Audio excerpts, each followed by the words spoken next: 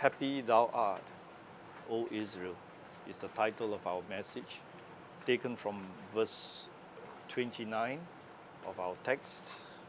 Happy art thou, O Israel, who is like unto thee, O people saved by the Lord, the shield of thy help, and who is the sword of thy excellency. And thine enemies shall be found liars unto thee, and thou shalt tread upon their high places. We have just one thought. Blessing and prayer is the title, is the outline. Matthew Henry observed well. He says, "Yet Moses has not done with the children of Israel. He seems to have taken final leave of them in the close of the foregoing chapter. But still, he has something more to say. He had preached to them a farewell sermon. After this, he has given them a psalm, a long psalm. And so this book of Deuteronomy are sermons of Moses, last sermons of Moses. And we have seen the last sermon. And after he finished his sermon, he gave them a psalm, or which is a song, which we have read in chapter 32, a long psalm. And before he would close, he would pronounce to them a blessing. The blessing that he would pronounce to them in the name of the Lord, he leaves it for them. And so here we see in verse 2 to 5 that pronouncement for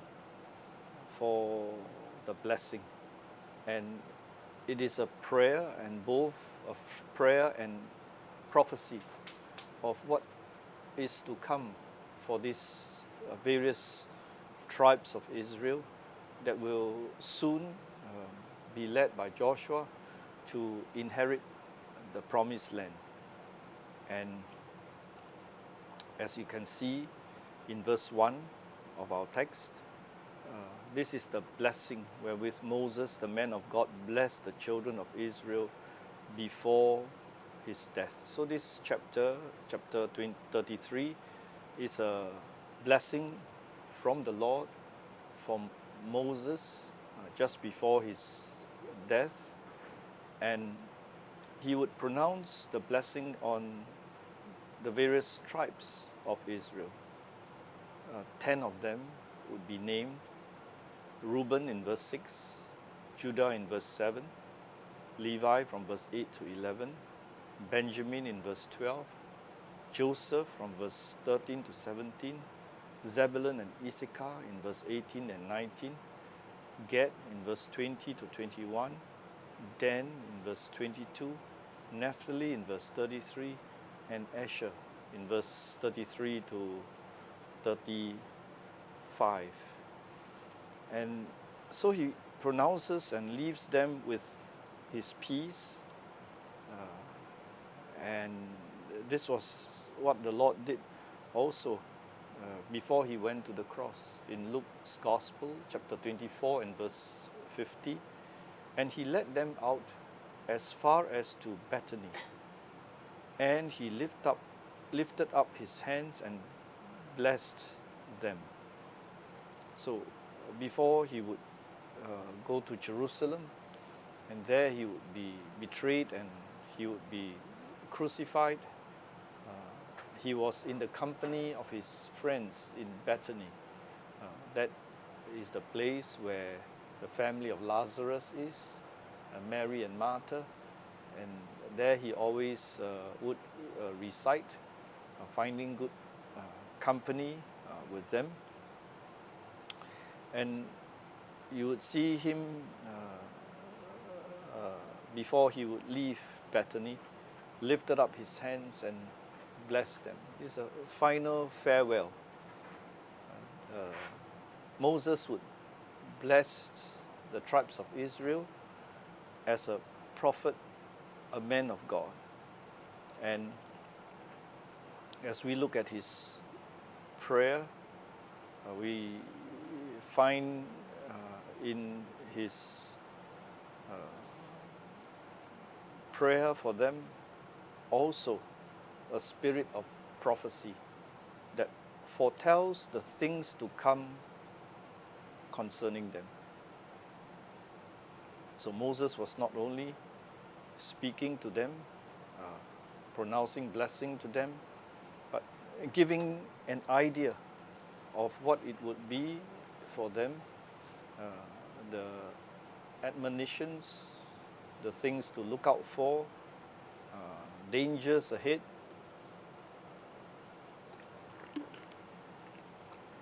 So here you see, as a parent to Israel,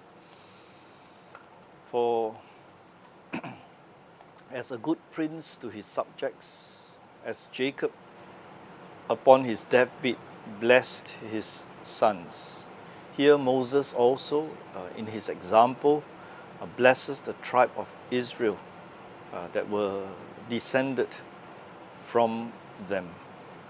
And as we think about this blessing, we are reminded of the blessings that Jacob pronounced upon his own children.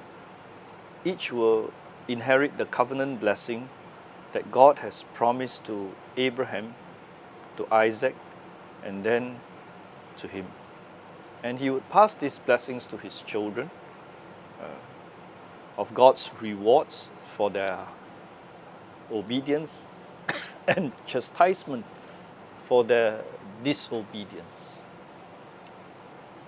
God has a way to show us, teach us the way of piety, the way that is good for us, and He would want us to walk therein in those ways. Proverbs 6 verse 22 says, "For the commandment is a lamp, and the law is light, and reproofs of instruction are the way of life." Proverbs 6 verse 22. God gives His commandments, His law, His reproofs, and here Moses speaks to the tribes. David Siller observed insightfully, he says, of what Jacob was speaking concerning the moral verdict on each of his sons. To what extent their future history was determined by Jacob's pronouncement on the one hand, and on the other hand, it was the result of their fallen sinful characters. Hereditary weaknesses must remain a mystery, isn't it? As we think we are descended from Adam, and through Adam we have inherited the traits of the fall, isn't it? In his rebellion against God, how you can look at a young child and realize that there is a weakness and how they would need to be taught the ways of God, the way to come to know the ways by which they can be sanctified, be saved. And so this was what he was doing before his death. Not only to leave an impression upon them, but an indication of the great goodwill of Moses to them. So Moses was preparing to depart or to leave the scene, and he prepares blessings for the people of Israel who were there waiting upon God as he speaks to them. And what was the purpose of his speaking to them? That he desired their happiness, though he would die and he would not be able to share in it, but his desire is for their good. His desire is that they would be blessed with the desired happiness that the Lord would give to them. Verse 2, and he said, the Lord came from Sinai and rose up from Seir unto them. He shined forth from Mount Paran, and he came with 10,000 of saints. From his right hand went a fiery law for them. Yea, he loved the people. All his saints are in thy hand, and they sat down at thy feet. Every one shall receive of thy word. Moses commanded us a law, even the inheritance of the congregation of Israel. And he was king in Jeshurun when the heads of the people and the tribes of Israel were gathered together. And so here you would see he begins his blessing with a lofty description of the glorious appearance of God to them in giving them the law, the great advantage they had by it. You see, if we don't know the law of God, we would be really very lost, isn't it? Don't know how to behave ourselves, don't know what to do. The commandment is a lamp, and the law is a light. Proverbs 6:22. And the reproof of instructions are the way of life. You see that the commandments are ways of reproof against the fallen human nature, so that we would understand wherewith we have fallen. So sometimes we ask ourselves, what's wrong with us? What's wrong? How do you know what's wrong with you? Someone who is able to do so accurately, correctly, provide a good diagnosis, you thank the person, isn't it? And this is what Moses is doing.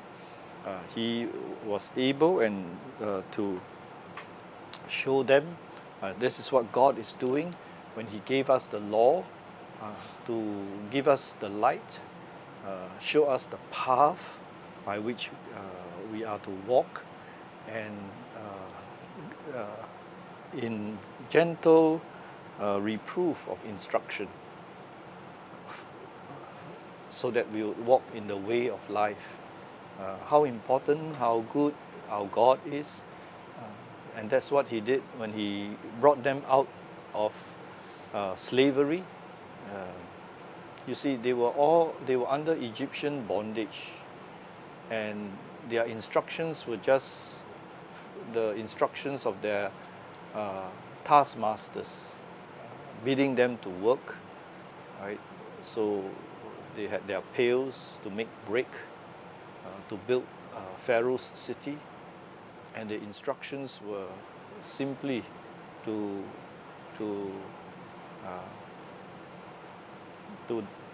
do the Pharaoh's bidding. It was a life of great bondage, great hardness that they had to endure, and God understood, allowed them through that time to be there. Well, Providence has it that when they were there in Egypt, they grew to a large multitude. The suffering came after, you see.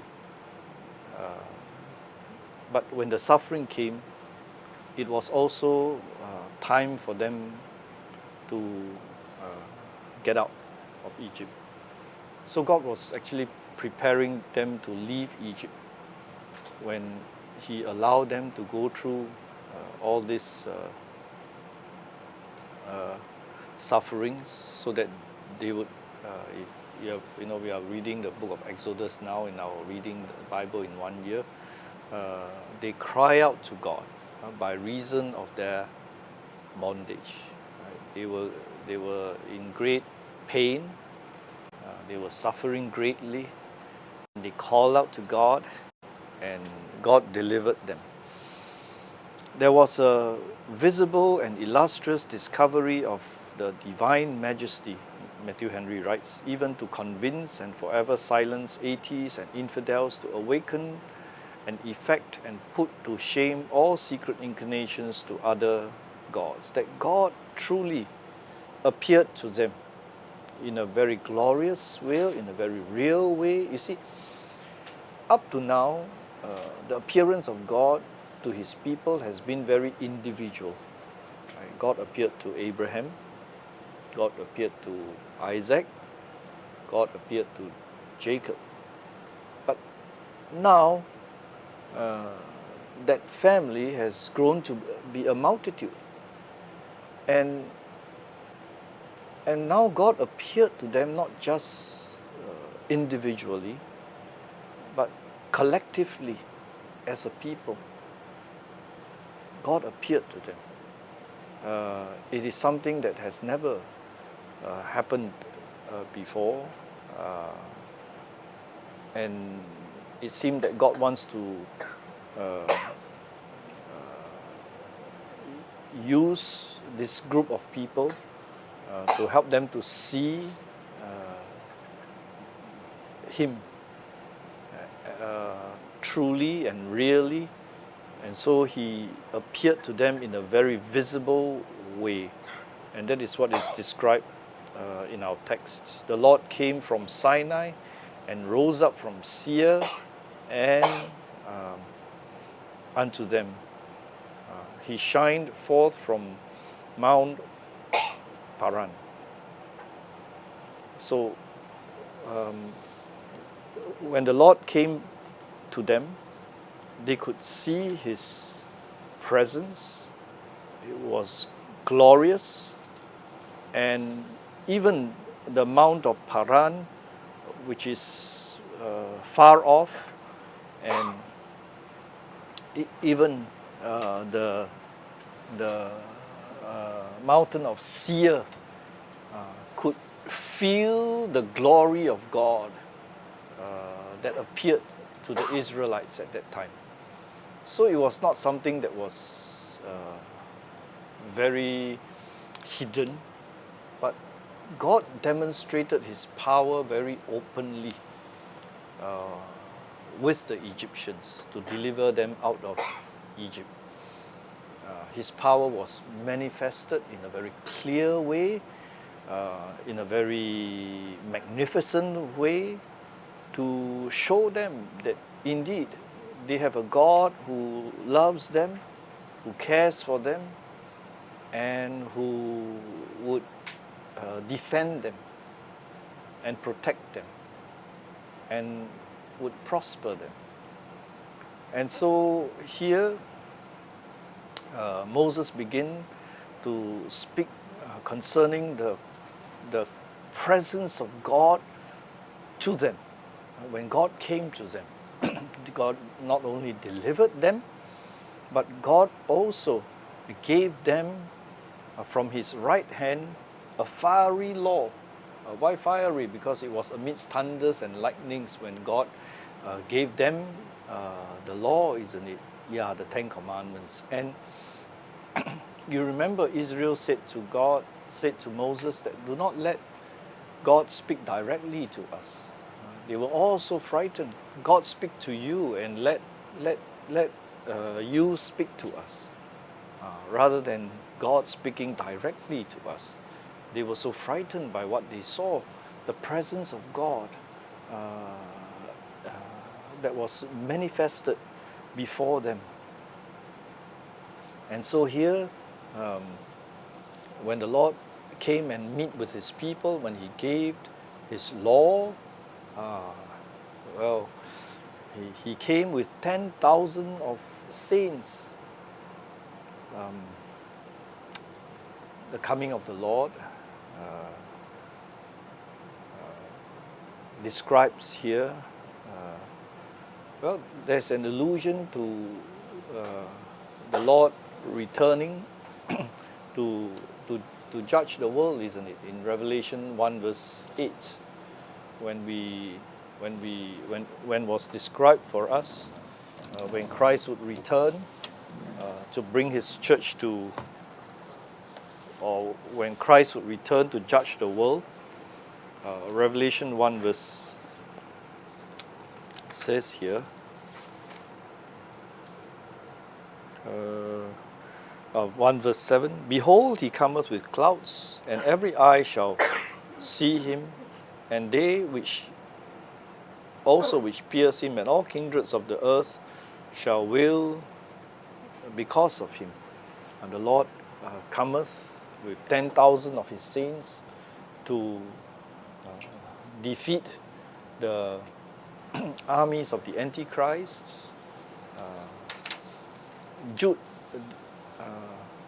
recorded this in Jude 14. And Enoch also, the seventh from Adam, prophesies these things. Behold, the Lord cometh with 10,000 of his saints. So Enoch also prophesied concerning the return of the Lord.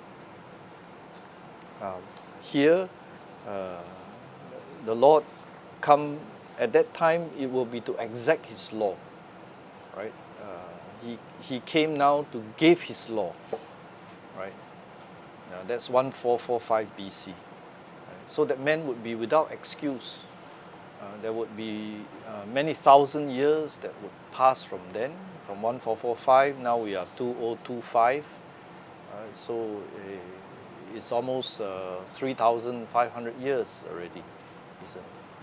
The law has been given, and so later on the Lord would come as a judge against his people who would not value, would not see his law.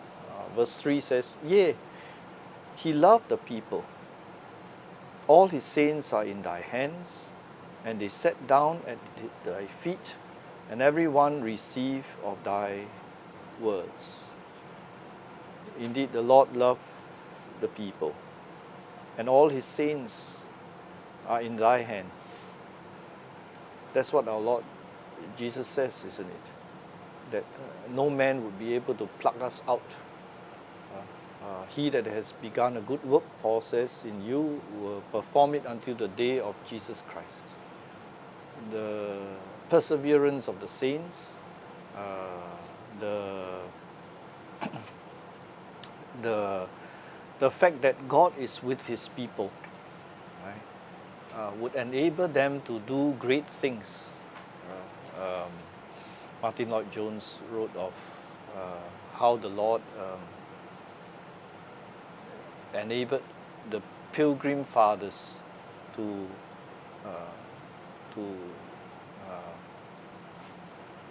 brave the seas of the Atlantic, to go to America, to begin a new life. There were great dangers in these things. You see, they could lose their life anytime. Why were they willing to, give it up or give it out to go through that kind of danger? Well, because they knew that it was of the will of God that they would do that. You see, that was exactly what Paul was doing when he was in his missionary journeys. This week we are reading the missionary journeys of Paul in Acts chapter 13 to 28. First, second, third missionary journeys. He knew that the Lord, it is the will of the Lord for him to be there in that city to preach the gospel. And so after he preached the gospel, he was incarcerated. There were people who chose to harm him. Remember, when they were in Philippi, they were bitten with many stripes and cast into prison. And yet they did not buckle, although it was very painful on their backs. They were in prison. They were subsisting with less than nothing. And yet they were singing hymns, praising God, and having a prayer meeting there. They were very assured in their hearts what they were doing. You see, so the people of God need to be assured. You know what is the will of God, isn't it? And know that it is the Lord that enables us to do so. Right? And therefore, we persevere, we carry on, isn't it? Last few 2 weeks, wow, my voice was almost like in great deep trouble. Every time there's pain, and yet the assurance from the Lord is that just carry on. And so what do? I drank a lot of water to soothe the throat, and then it is soothed. So we have many teachers here, so you have gone through the rigors of things. Teachers here, you have gone through the rigors of that, and how the Lord sustains and how the Lord enables. You see, the Lord was with Moses. He commanded us, verse 4, a law, even the inheritance of the congregation of Jacob, and he was king in Jeshurun when the heads of the people and the tribes of Israel were gathered together. The word Jeshurun means uprightness, righteousness. Right? He was a king in the place where the people of God are supposed to be following God, walking in uprightness, whether they would be or not. You realize that they were not, but this was what they were to do, walking in obedience to God. And from there, you see the Lord. He speaks of the Lord coming to bless His people with His laws, and that's what Moses did. You see in the book of Deuteronomy, he rehearsed over and over again the law to them, isn't it? He speaks it in different ways, and explains it in different details with different emphasis, but it is the law that he was giving to them. And having done so, now he gives the word of blessing that they would live by it. They would live by it, by the law that God would give to them. Verse 6, he pronounces the blessing upon Reuben. Let Reuben live and not die, and let not his men be few. The blessing of Reuben. Though Reuben had lost the honor of his birthright, yet Moses begins with him. For we should not insult over those that are disgraced, nor desire, Matthew Henry says, to perpetuate marks of infamy upon any, though ever so justly fastened at first. So they had the privilege, but they have not lived up to the privileges that God has given to them, and yet we do not despise them. Here Moses said, let Reuben live, and let not his men be few. In other words, the blessings of the Lord would come upon this tribe, that they would prosper, they would be large in number. So Moses desires and foretells here the preserving of this tribe of Reuben. Though a frontier tribe on the other side of Jordan, they would be there right at the gates of the enemy, and yet you would see they would be the ones that would confront the enemy. The Lord would protect them, let them be protected in this noble expedition. and have their heads covered in the day of battle. Let it be a numerous tribe. That's what Moses is saying. Though their other honors be lost, so that they shall not excel, yet let them multiply. So God's blessing for them is that they would multiply, they would increase. And you recall what Jacob said to Reuben at his deathbed in Genesis chapter 49 and verse 3 to 4. Reuben, thou art my firstborn, my might and the beginning of my strength, the excellency of dignity and the excellency of power, unstable as water, thou shalt not excel, because thou wentest up to thy father's bed, then defiled thou it, he went up to my couch. Reuben, being the firstborn, inherits the blessings and the honor and the authority of being firstborn. However, he sinned by laying with Bilhah, the maid servant who became Jacob's wife. Jacob knew of the sin of Reuben, and it was pointed out to him as a judgment. His headship will be taken away from him as a result of his sin.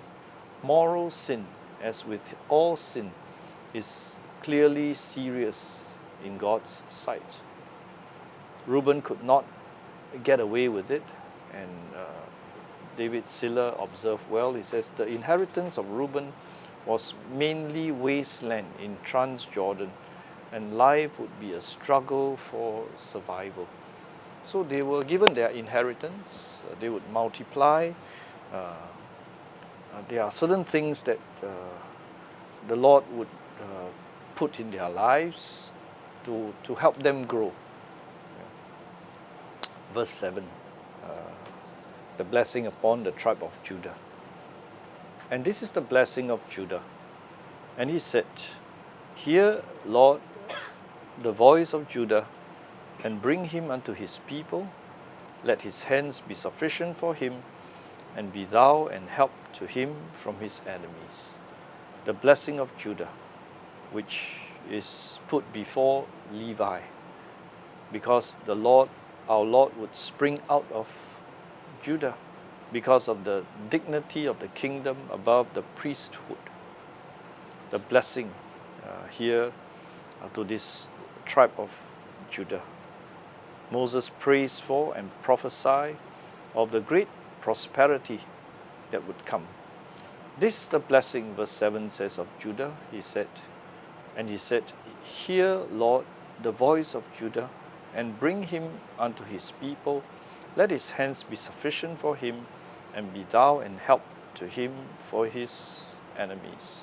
Moses prays for and prophesied the great prosperity of this tribe of Judah, that God would hear his prayers and settle him in his lot, and prosper him in all his affairs, and give him victory over his enemies. 2 Chronicles 13 verse 14 to 15. And when Judah looked back, behold, the battle was before and behind, and they cried unto the Lord, and the priests sounded with the trumpets. Then the men of Judah gave a shout, and as the men of Judah shouted, it came to pass that the Lord smote Jeroboam and all Israel before Abijah and Judah. So God's promise was fulfilled in their time of need when they cried out to God. Isn't it so true? I was sharing during the 7 a.m. service about the car coming out in smoke, and we thought that, wow, this is going to be very serious, because the engine would be burned, and this is very bad. And so when it was the case, what do we do at that time? It was already in the evening. Next morning we are starting our service early in the morning, and we are somewhere, and so the Lord brought us to inquire. There is a car auto workshop. There's just 15 3 minutes away. 3 minutes away. So I stopped. The temperature went down, and then a restart again. And I was told that it closes at 7 p.m.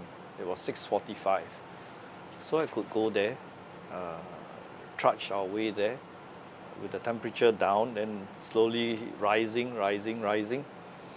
And when I reached there, at the place, there was a man who was there. He had only one hand, one good hand. The other hand is in his pocket, doesn't move at all. And he seemed to be the chief mechanic. And so I told him what's happening. I said, my aircon is also out, it's not cold. I'm not sure what to do with it, to repair it. It would be what to change and all this. So I explained to him, and he understood. So he asked for a fan, a big fan, to be brought right in front of the car. And then he on the fan. He asked his helper to on the fan, and so the fan blew. He said, "Wait, 5 minutes, 5 minutes, 10 minutes." So the fan blew to cool down the radiator and the engine. So it was blowing. Then he said, "Wait." Then he told me, "Oh, stand back. I'm going to open the radiator cap because it's hot. The radiator cap, when you open, the water would gush out. So very dangerous." So he said, stand back, take a cloth. So he opened it up. No water splashing. Because I think he knew with the fan, it would cool down, the temperature would cool down. He shined a torchlight, could see the water boiling in the place where you top up water. So how dangerous it is, he could see. So gauge. So when it was down, so he did that to top up, open the cap, then top up the water. And then he said, "Oh, what's wrong? Your fan is not working. That is why the temperature suddenly rises up." And then he asked his helper to take a big screwdriver and a hammer. And so with a big screwdriver and a hammer, he just hammered it on the exhaust fan.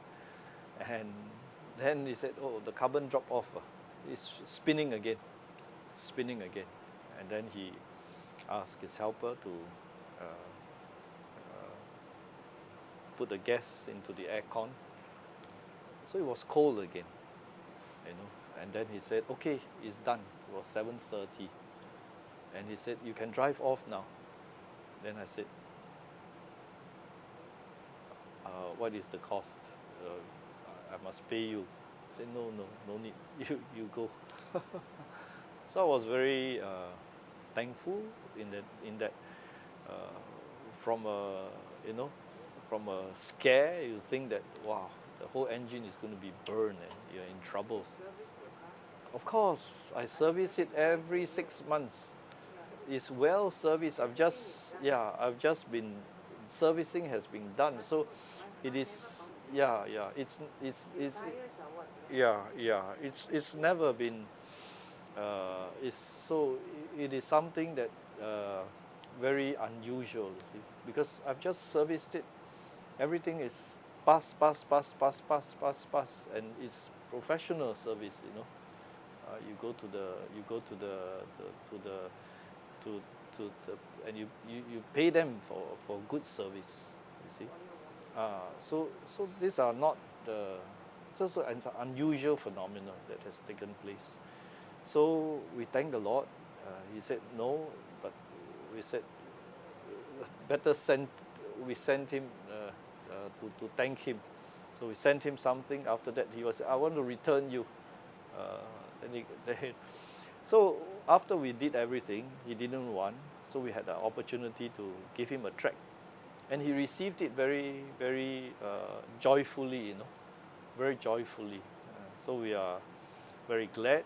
And after that, he wanted to return. I said, no, don't. And so we left off there. He says, "Anything, you just text me."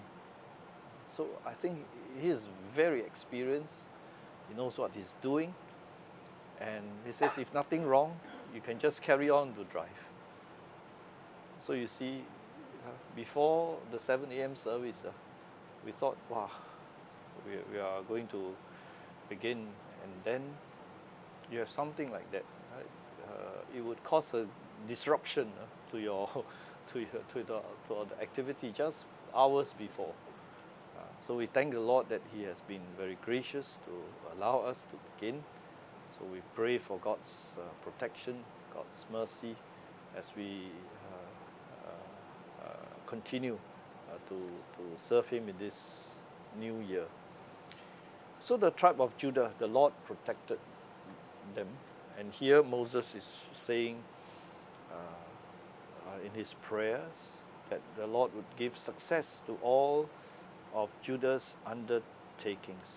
Let his hands be sufficient for him, both in husbandry and in war. So the Lord is saying to him,